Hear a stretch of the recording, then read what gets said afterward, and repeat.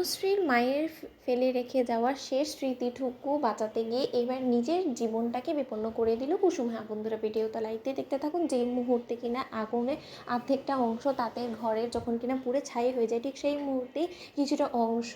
বাঁচানোর জন্য যখন কিনা অনুশ্রীর মায়ের শেষ স্মৃতিটুকু আগলে রাখার জন্য যখন কিনা কুসুম নিজের প্রাণপণ চেষ্টা করে যখন কিনা নিজের সবটুকু ঢেলে দিয়ে অবশেষে একের পর এক বালতি ভর্তি জল ঢেলে যখন কিনা সে আগুনটা নেভাতে সক্ষম হয়ে যায়, ঠিক তার পর মুহূর্তে কুসুম যখন এই সমস্ত কাজ করতে করতে এক পর্যায়ে নিজে অসুস্থ হয়ে শ্বাসকষ্টে অজ্ঞান হয়ে পড়ে যায়, সেখানে ঠিক সেই মুহূর্তে আয়ুষ যখন সেখানে কুসুমকে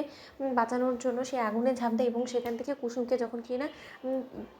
সঙ্গে করে ফিরিয়ে নিয়ে আসে, ঠিক তার পর মুহূর্তে কুসুমকে অচেতন অবস্থায় দেখা মাত্র বাড়ির সূত্র সকলে যখন কিনা কুসুমকে নিয়ে ব্যস্ত হয়ে পড়ে এবং অনুশ্রী পিসিমণি যখন কিনা বলতে থাকে যে এই মেয়ে তো বড্ড বেশি অসুস্থ হয়ে পড়েছে, মনে হচ্ছে যে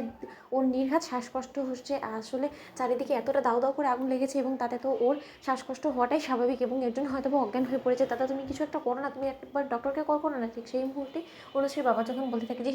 রিভু শীঘ্রই যা, যে কিনা আমার স্ত্রীর ফেলে রেখে যাওয়া শেষ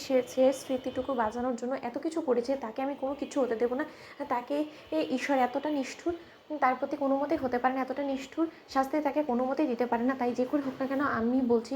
রাজা তুমি একদম টেনশন করো না, গৌরী অবশ্যই তোমার কাছে ফিরে আসবে। ঠিক সেই মুহূর্তে রাজা যখন আপ্রাণ চেষ্টা করতে থাকে এবং ঈশান অনুশ্রী দুজনে মিলে যখন কিনা বলতে থাকে যে এই গৌরী এই তোমাকে বাঁচতেই হবে, গৌরী তুমি কথা শুনতে পাচ্ছ, ঠিক সেই মুহূর্তে রিভু যখন কিনা ডক্টরকে নিয়ে হাজির এবং সেখানে যখন ডক্টর কুসুমকে অবজার্ভ করা মাত্র বলতে থাকে যে ও মাই গড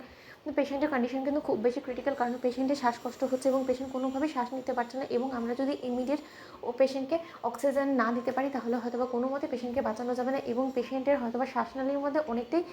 এই পোড়া এই সমস্ত যে গ্যাসগুলো আছে সেটা ভেতরে ঢুকে পড়েছে এবং তার জন্যই পেশেন্টের শ্বাস নিতে না পারার ফলেই পেশেন্ট রীতিমতো এতটা হাঁপাচ্ছে এবং এর জন্যই পেশেন্টের কোনো মতে জ্ঞান ফিরছে না এবং আগামী কয়েক ঘন্টার মধ্যে যদি পেশেন্টের জ্ঞান না ফিরে তাহলে কিন্তু যে কোনো সময় যে কোনো নিউজ আপনাদেরকে শুনতে হতে পারে। আমার কোনো মতে মনে হয় না যে এই ধরনের সমস্ত পেশেন্ট অন্তত আমাদের গ্রামীণ কোনো রকম কোনো চিকিৎসা দিয়ে আদৌ বাঁচানো যাবে। পেশেন্টের কিন্তু কন্ডিশন যথেষ্ট পরিমাণে ক্রিটিক্যাল। ঠিক সেই মুহূর্তে আয়ুষ যখন বলতে থাকে যে ডাক্তার আপনি আমাদেরকে ভয় দেখাতে এসেছেন নাকি আমার স্ত্রীকে সুস্থ করতে, বলুন তো স্বয়ং ঈশ্বর আমার কাছ থেকে আমার স্ত্রীকে কেড়ে নিতে পারবে না, কুসুমকে অবশ্যই আমার কাছে ফিরে আসতে হবে, সেটা যে করে হোক না কেন কুসুম, এর জন্য আমার যা কিছু করা সেসব কিছু আমি করবো। ঠিক সেই মুহূর্তে আয়ুষ যখন কুসুমকে বাঁচানোর জন্য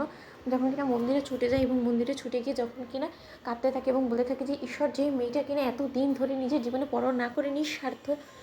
ভাবে আমাদের সমস্ত লোকেদের জন্য করে গিয়েছে, আমাদেরকে রক্ষা করেছিস, আজকে সেই মেয়েটার এত বড় একটা সংকট এবং এই সংকটের মধ্যে তুমি এই মেয়েটার সহায় হও ঈশ্বর, তুমি মেয়েটাকে আমাদের কাছে আবারও সুস্থ সবলভাবে সেই হাস্যোজ্জ্বল মুখকে আমাদের কাছে ফিরিয়ে দাও। তো বন্ধুরা লাইক এন্ড শেয়ার করো, সাবস্ক্রাইব করো।